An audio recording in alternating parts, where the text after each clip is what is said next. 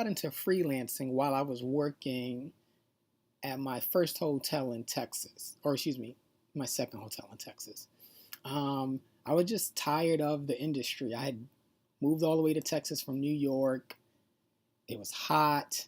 I personally didn't mind the heat at first, but that West Texas heat is like an oven. If you've never been to Odessa, Midland, El Paso, it's insanely hot. And I'm just tired of working the 6 to 2 shift that I was on.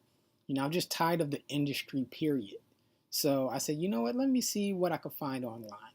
So I ended up going on Upwork, which is, if you don't know about it, it's basically a website where you can bid on jobs, whether they're writing jobs, being a virtual assistant, things of that nature.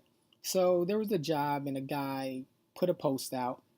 He was looking for someone to write 12 articles about parenting. And, he had 4 different types of topics that he wanted to have the writer write about. So I said, oh, that's easy. I got kids, 12 articles, that's nothing. And it was paying $200. So I said, if someone's going to pay me to talk about my family, that's easy. That's easy money. So I did it, knocked him out in a couple of weeks. He paid me. Everything was all good. Told my wife, I was like, look, this dude paid me to write about you guys, my family. So I just started to reach out and see what other types of writing I could do. So after that one shot with that website, I was just kind of just looking. I couldn't really find anything, had no idea what I was doing. I was looking online, I was looking at books on Amazon. I wasn't all in, so I wasn't really trying as hard as I wanted to. I thought I was just going to write about sports. I was like, someone could pay me to write sports.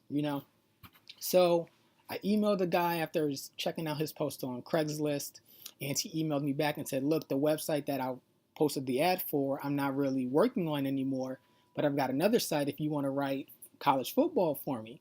And I said, yeah, how much does it pay? He said, $5 an article. Not a lot, but it's a little extra change in my pocket. So I said, okay, cool. So I developed a relationship with the owner of the website. His name is Q. So me and him started working together on college football games. I was doing about 8 a week. Then it went to NFL games. I did 2 NFL games a week. So I was doing about 40, $50 of work a week for him. But the amount of work that I was putting in, it wasn't worth the money. So then I started doing basketball, and I was doing baseball. I was doing as much as I could to get that little bit of money from them. And one of the courses that I was taking at the time, Gina Horkey's 30 Days or Less to Freelance Writing Success, she said, you should be getting more money than what you're getting from him. Like, you're not getting your money's worth. You're writing way too much for $5. It's not worth it in the long run. I was just like, you know what, let me talk to him and see if I could get a little extra. Talked to him, said he couldn't do it.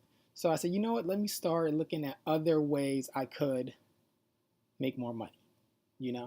So then I ended up applying to SB Nation. They had a website, underdogdynasty.com. Check them out. Excellent work.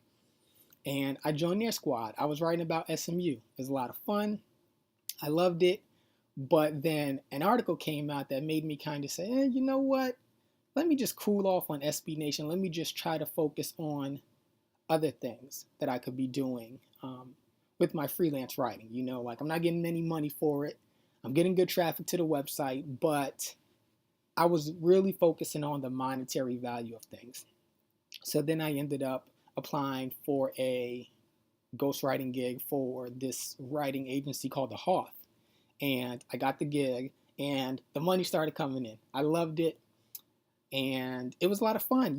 I was able to make more money with them than I was writing with Q, writing with SB Nation. So I was all in. I was writing about 5, 6 articles a week, making a little bit extra money. It was a lot of fun. Still with them today. Excellent company. I'm writing, but I'm also doing topic creation for them now, which is just, you look for the keywords, you find the article links that the writers can use, you make the topics. It's a lot of fun. I like it better than writing just because it's quicker. I can churn out 10, 12 topics in an hour, 10 minutes, just so for efficiency, just being a topic creator, I love doing it. So still working there. And now I've also got my own website, called workingfromhomedads.com. I created it when I joined Wealthy Affiliate. I originally joined back in January. I didn't go premium until June when I started like really ramping up the training. Best decision ever made. I've written articles about Wealthy Affiliate. I'm going to provide the link to that article in the comment section, the information section of this video, just so you can have it for later. So yeah, that's pretty much my story. The next video I'm going to talk about the first major fear as a freelancer that I personally have had and what you can do to overcome it. Thanks. See you later.